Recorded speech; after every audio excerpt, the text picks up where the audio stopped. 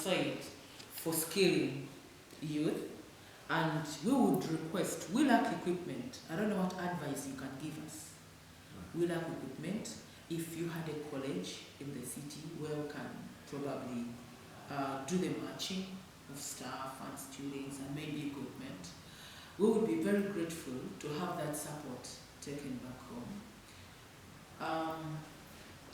And maybe, I don't want to mention this, we have the fund, the Kabaka Education Fund, needs finances.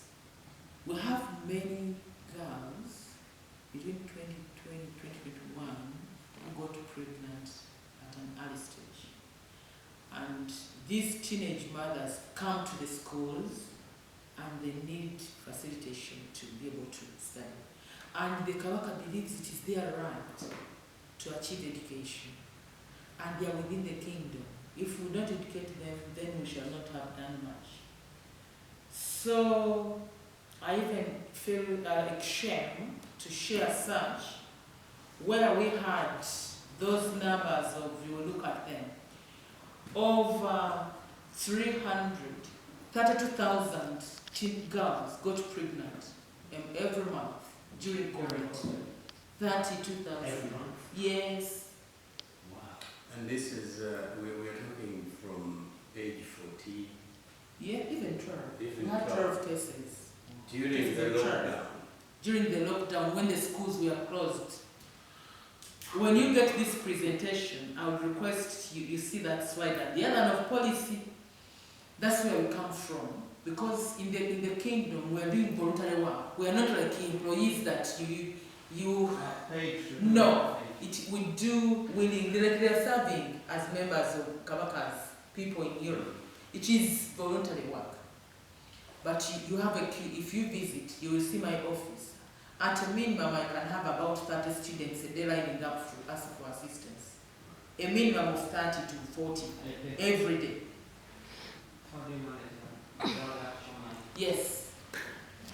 I don't know if we have any kind of idea you'll advise now or later. Yes. Because it is no longer our problem. It is a global issue. And these people will carry the burden to other countries. We are worried. If those uneducated teenage mothers ended up in Scotland, it should be a burden to the government. If they come as refugees, it's a burden we need to solve as a team. Well, I haven't realised that the problems as a centre. I heard of it happening because You're yet to see it, yeah. if you can visit.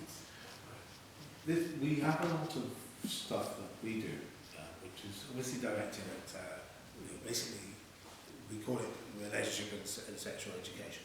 So basically about body sovereignty, about consent and all those issues. Yes. That's very well taught in our schools. So our pre-education rating is very low now compared to what it was even 10 years ago. We've had the nurturing approach seems to have an impact on that, the sort of trust between students and teachers, that problems are reported early, bad behaviour by other students Yes, that is we not do. tolerated. That we do when the schools are open. Yes. We'll have sex education, we'll have counsellors, but this happened when the the schools were closed. shut. Yes. Yeah. That was the biggest challenge. When schools closed, we had problems. This is how we appear when the kid appears for our parents.